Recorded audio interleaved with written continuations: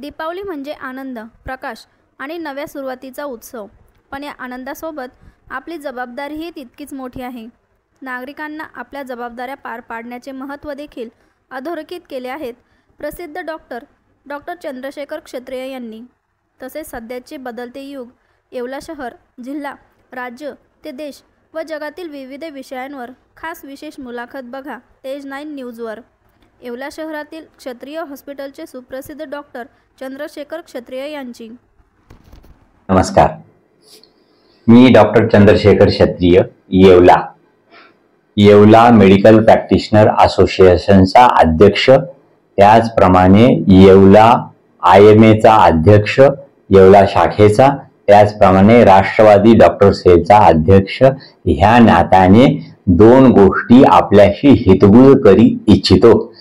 प्रथमतः आता हा जो ओला दुष्काळ आपल्या पूर्ण महाराष्ट्रावर आलेला आहे, त्यामध्ये सरकार जी मदत करत आहे त्याबद्दल मी सरकारचे पहिले तर आभार मानतो. आणि दुसरी गोष्ट, KYC करून जी मदत चालू आहे त्याने मला जास्ती आनंद होतो. कारण असं की ते डायरेक्ट जो अमाऊंट आहे किंवा पैसा आहे तो जो आहे तो शेतकऱ्याच्या खात्यावर जावा अशी माझी मनोमन इच्छा होती. त्याप्रमाणे सरकार वागत आहे. येवल्याकडनं मला पुढच्या या अपेक्षा आहेत भावी काळामध्ये. तर येवल्याची जी परिस्थिती आहे ती पुढे चालून चंदीगड सारखं वातावरण इथं निर्माण व्हावं, त्याचाच मतितार्थ असा मला सांगता येईल की चंदीगड मध्ये जी आपली दळणवळणाची योजना आहे, तर ती दळणवळणाची योजना जी आहे ती आपले समजा आपले महाराष्ट्राचे माजी मुख्यमंत्री व आपले भाग्यविधाते छगन भुजबळ साहेब आपल्याला सगळे रस्ते तसे करून देतील, आपल्याला सगळे सिग्नल सगळीकडे लावून देतील. पण आपल्याला स्वतःला नागरिक म्हणून पण जबाबदारी घेण्याची आवश्यकता आहे की आपली घाण आपणच उचलायची, आपली गाडी आपणच स्लो करून चालवायची, लोकांना धक्का लागणार नाही असं आपण बघायचं. आणि त्याचबरोबर सिग्नलचे पालने आपण स्वतःच करायचे. कारण बनवून तर लोक देतील आपल्याला किंवा साहेब देतील आपल्याला सगळं करून, पण ते व्यवस्थित ठेवणे आणि वापरणे शेवट जे आहे ते आपल्या हातात आहे. ही झाली येवल्यापुरती मर्यादित गोष्ट. त्याचबरोबर 2027 मध्ये जे आहे नाशिकमध्ये कुंभमेळ्याचं नियोजन होत आहे.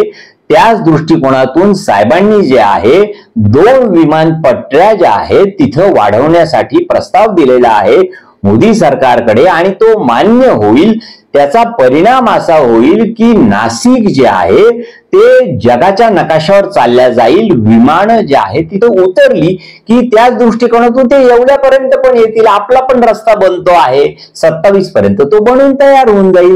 म्हणजे आपल्याला नाशिकला आणि नाशिकतून जगाची बाजारपेठ ओपन होऊन जाते. एकदम सुंदर आणि सोपं झालेलं आहे ते. आणि पुढे चालून मला खूप अपेक्षा आहे की महाराष्ट्र सुद्धा जो आहे त्यांनी प्रगती पथावर जसं समृद्धी महामार्गाने आपण गेलेलो आहे तसंच जे आहे आपल्याकडे जे वंदे भारत सुरू झालेले आहेत त्या ज्या ट्रेन्स आहेत अजून त्यांची संख्या वाढवावी, जेणेकरून दळणवळण वाढलं की आपली आर्थिक प्रगती निश्चित होणार आहे.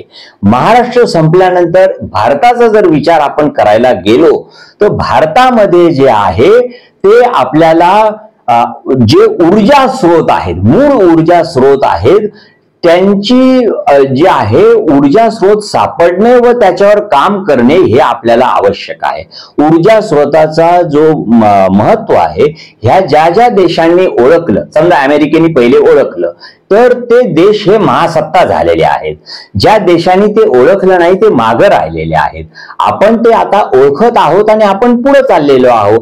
आताच आपल्याला जर उदाहरण द्यायचं ठरलं तर भारत आणि अमेरिकेमध्ये BTA करार मंजूर झालेला आहे, ज्याच्यामध्ये भारताची आणि अमेरिकेची जी ट्रेड आहे ती ट्रेड फेब्रुवारी महिन्यापासून सुरू होत आहे. तर ही ट्रेड आपण सुरू करतो आहोत समजा USA चे जे प्रेसिडेंट आहेत त्यांनी चायनावर जे आहे जो टेरिफ लागू केला तो त्यांना एकाच दिवसात मागे घ्यावा लागला, कारण चायनाकडे जे आहे ते रेअर एलिमेंट जे आहेत त्याचं प्रमाण खूप जास्ती आहे. ते रेअर एलिमेंट्स म्हणजे काय तर उद्या चालून जे आहे ज्या बॅटरीज करता वापरण्यात येणारा जो थेलियम नावाचा जो पदार्थ आहे जो आपल्याकडं अजून त्याचा रिसर्च चालू आहे, तो युरेनियम पासनं थेलियम पासनं जे आहे त्यांना पुढे जाता येणार आहे. त्यांच्याकडे ते शोध अवेलेबल झालेला आहे, म्हणून त्यांच्यावर लादण्यात आलेली जी टेरिफ होती ती ट्रम्प साहेबांना मागे घ्यावा लागली. आपल्याला थोडं जे आहे अजून आत्मनिर्भर व्हायला वेळ लागणार आहे. त्याचबरोबर तुम्ही म्हटलात, आता विचारलं की साहेबांना जे तुम्ही पुस्तकं दिले त्याच्यामध्ये नेमकं काय होतं, तर नेमकं त्याच्यामध्ये तेच होतं. पहिली गोष्ट म्हणजे एक युद्ध असतं हे जे शस्त्रास्त्राने लढलं जातं, आणि दुसरं युद्ध जे असतं ते जे आहे आपण आपल्या लॅबोरेटरीमध्ये काही आजार तयार करतात काही देश आणि दुसऱ्या देशांवर ते त्याचा वापर करतात. हे जे आहे पहिले महायुद्धापासून जे आहे हे चालत आलेलं आहे. आता मागचा जो पिरियड मध्यंतरचा आपला खराब गेला त्याचा माझा संदर्भ द्यायचा आहे, तर तुम्हाला लक्षात आलं असेल मला काय म्हणायचं आहे. याला म्हणतात जैविक युद्ध. जैविक युद्धाच्या दृष्टिकोनातून त्यांनी हे सगळं केलं होतं. त्याचबरोबर जे आहे आपल्याला एकच गोष्ट सांगायची आहे की आपल्याला पुढे जायचं असेल तर आपल्याला सगळ्यांना बरोबर शांतीच्या मार्गानेच पुढे जावं लागेल. गौतम बुद्ध जे आहेत तेच आपले आदर्श शेवटपर्यंत राहणार आहेत. त्याचबरोबर आता मला तुम्हाला एकच गोष्ट सांगायची आहे ती म्हणजे हेल्थवर. हेल्थ म्हणजे तुमची प्रकृती. त्याच्यामध्ये सगळ्यात महत्वाचं आहे की तुम्ही तणाव व्यतिरिक्त जीवन जगण्याची शैली तुम्ही जर अवलंबली तर तुम्ही 100 पर्यंत निश्चित तुम्ही पार करू शकता. शेवटची गोष्ट आहे ती म्हणजे लॅप्रोस्कोपीवर. लॅप्रोस्कोपी जी पुढे चालून जी आहे जी फक्त आता रोबोटिक सर्जरीकडे जाणार आहे विथ टेक्टाईल फीडबॅक. हा याचा मतितार्थ गर्भार्थ मी तुम्हाला सगळं सांगितलंय. Happy Diwali to all of you.